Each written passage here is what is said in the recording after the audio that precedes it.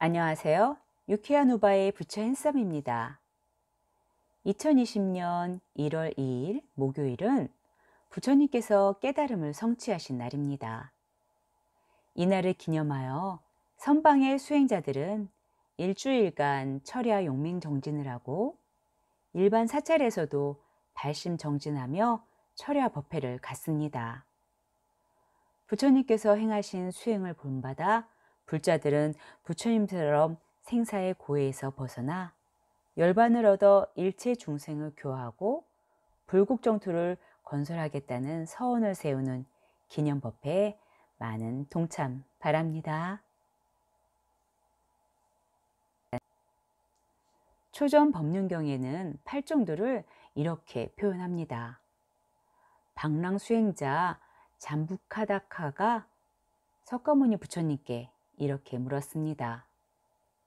벗이여 사리부타여 열반하는데 열반이란 무엇입니까?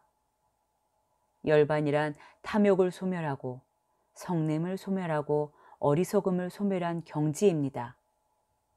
그러면 열반에 이르는 길이 있습니까? 벗이여 열반에 이르는 길이 있습니다. 그 길은 무엇입니까? 열반에 이르는 길은 무엇입니까? 벗이여 성스러운 8가지 길, 팔정도가 열반에 이르는 길입니다. 그럼 그 팔정도를 하나하나 알아가 볼까요? 첫 번째, 정견. 바른 견해로 사성제와 12인연을 바르게 이해하여 불교의 바른 세계관, 인생관을 정립하는 것입니다. 두 번째, 정사유. 행동을 하기 전에 올바른 생각을 갖는 것입니다. 생각을 바로 해야 행동이 바르기 때문입니다. 생각을 삐뚤게 하고 있으면 은연중에 튀어나오기도 해서 낭패스러울 수도 있거니와 진의를 의심받기도 합니다. 바른 생각은 누구도 인정해 주지 않아도 자신만은 정확히 할 수 있으므로 바른 생각을 하도록 노력해야 합니다. 세 번째, 정업. 나쁜 말, 거짓말, 이간하는 말, 기만하는 말 등을 하지 않고 남에게 유익한 바른 말을 하는 것으로 이것은 정사유 뒤에 생기는 바른 언어적 행위입니다. 입이 화근이라는 말도 있고 말 한마디로 천냥빛을 갚는다고도 하지요. 고운 말과 정성 어린 말 한마디는 모두를 이롭게 하는 복집입니다. 네 번째, 정업.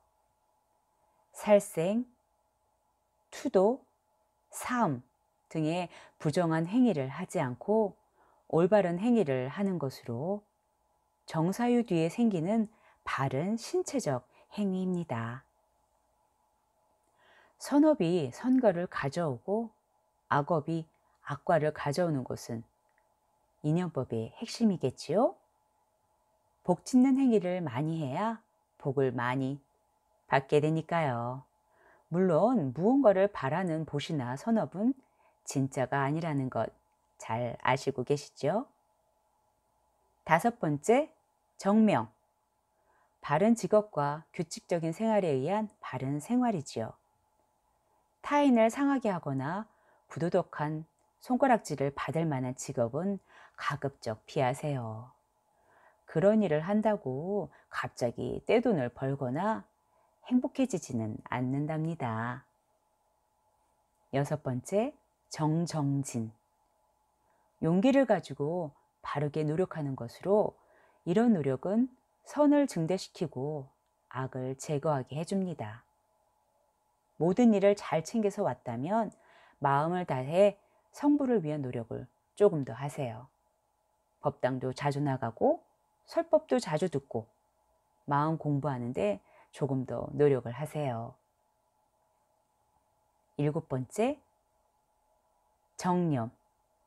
언제나 바른 의식을 가지고 이상과 목적을 잃지 않는 일입니다. 내가 하는 행동이나 의식을 항상 관찰하세요. 아, 내가 화가 나 있구나? 어?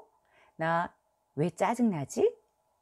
이렇게 나를 관찰하다 보면 무언가 욕심을 부리고 있는 내 마음이 보일 거예요. 그럴 때 또 생각을 하는 겁니다. 아, 내가 또 무명에 빠져 있었구나. 해탈을 위한 노력을 멈추지 마세요. 8번째, 정정.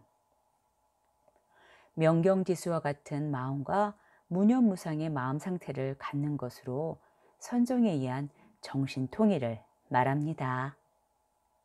이상 8가지는 서로 별개가 아니고 유기적으로 결합되어 있습니다.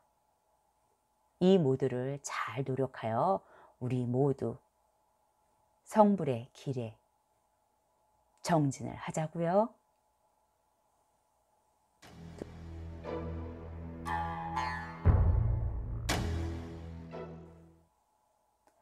고승열전 2번째 시간은 겸익 스님을 소개할까 합니다.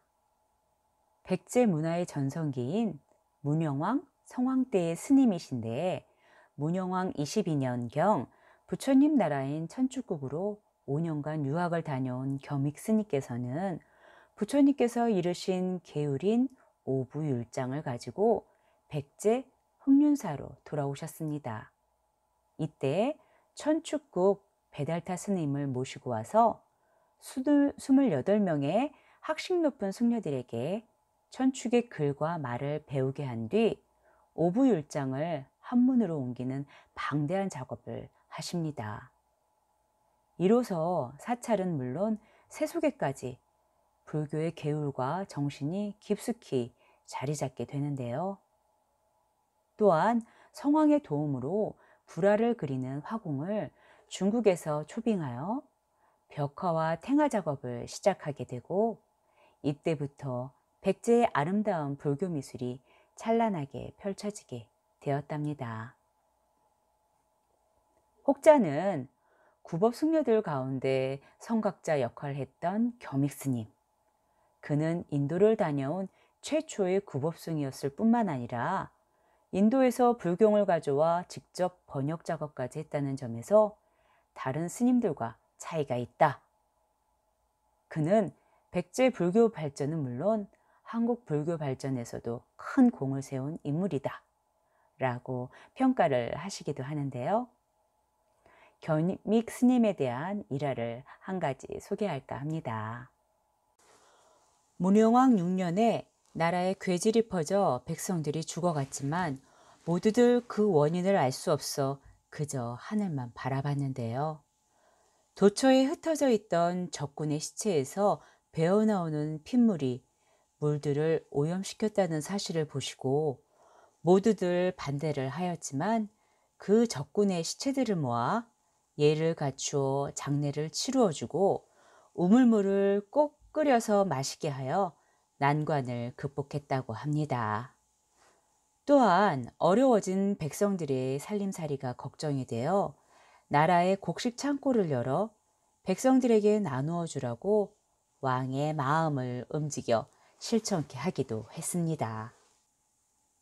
성왕 19년 여름 언제나 청렴한 생활을 몸소 실천하셨던 겸익 스님께서는 모든 것을 정리하고 호련히 절을 떠나셨는데 그 다음 행적은 어디서도 발견되지 않았다고 합니다. 2500년 전 온갖 부귀를 뒤로하고 진리를 찾아 호련히 출가하셨던 우리 스승님처럼 말이지요. 위대한 결단은 언제나 귀감이 되고 많은 이에게 회자가 되는 모양입니다. 욕심껏 움켜쥐기만 하는 우리네 삶을 한 번 더 들여다보고 반성을 해야겠습니다. 여러분, 다음 시간에 또 만나요. 모두 성불하십시오.